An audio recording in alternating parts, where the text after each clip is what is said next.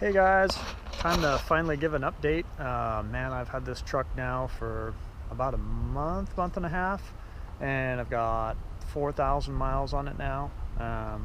Just getting ready to lift it finally, and I just really wanted to film this because there weren't any videos of people walking through like what I was looking for when I got this truck. So I just want to give you a quick rundown, make this as quick as possible, of what I got, what I like about it. And well, let's just get into it. Let's take an overview of the truck here real quick. So it's a little dirty.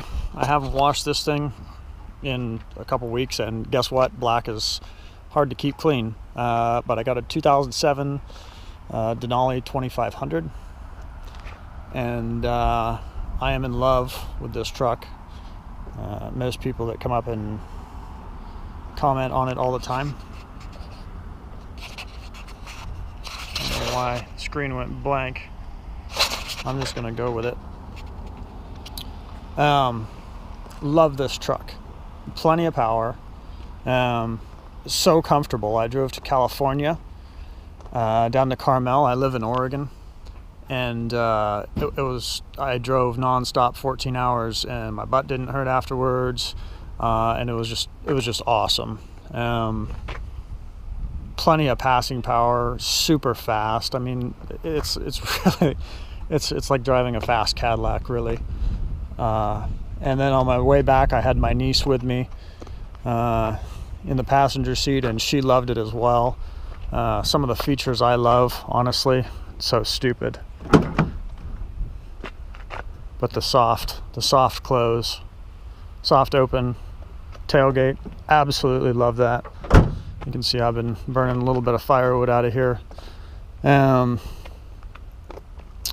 wait to lift this thing. I'll tell you some things I'm not a fan of. These steps are kind of annoying. When you're stepping out of it, you almost have to step. There's not a whole lot going on here. You almost have to step over it when you're coming out. So they're almost in the way more than anything. They do help you get in, I guess, but getting out, you barely just catch your heel on it.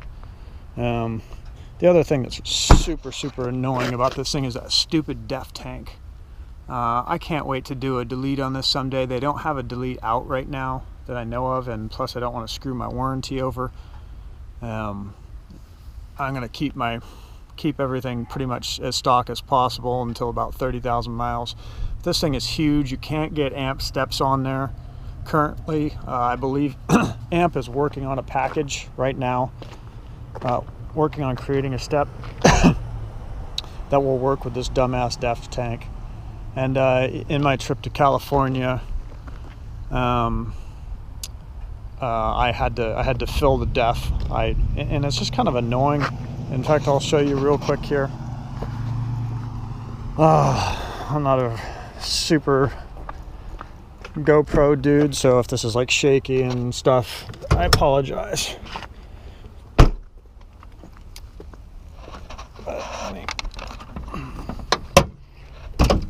So they've got the def fill right here, and it's just kind of dumb, really, because a lot of the def fluid comes, with a spout and whatnot, and you get it in here, and it makes it look easy to fill, but it's not. It drips all over, and when that stuff gets, you can even see a little bit right here. When it gets on stuff, yeah, you can see it. It crusts over, and it's got, a chemical, and I can imagine it just eating through. It feels very corrosive, so I can imagine eating through some of these hoses down the road. And I just don't see that as a good thing, and I can't wait to get rid of it. And you can see it's just a pain. It's dumb.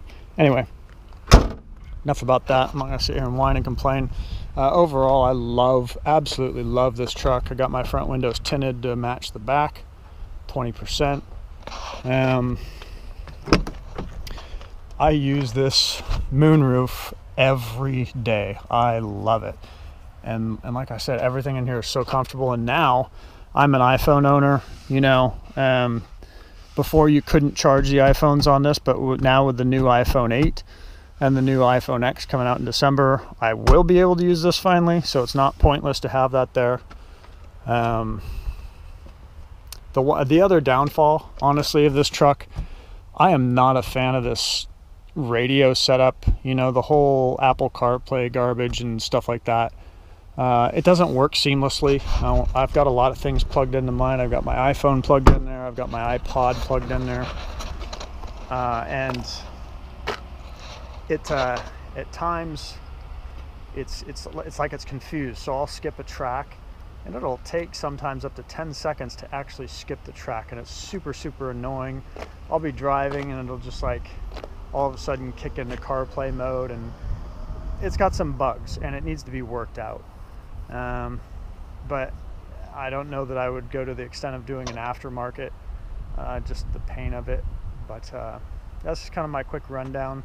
Also the Bose stereo in here, you know, when you're spending 65-70 grand on a rig, you kind of are hoping that it's got the best of the best, and you hear Bose, and you know, back in the day Bose was just like, yeah, that's the bomb, you know, it's gonna sound great.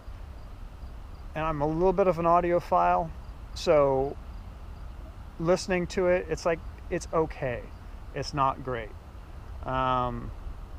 It could be a lot clearer, it could be a lot better, especially spending that much for a truck.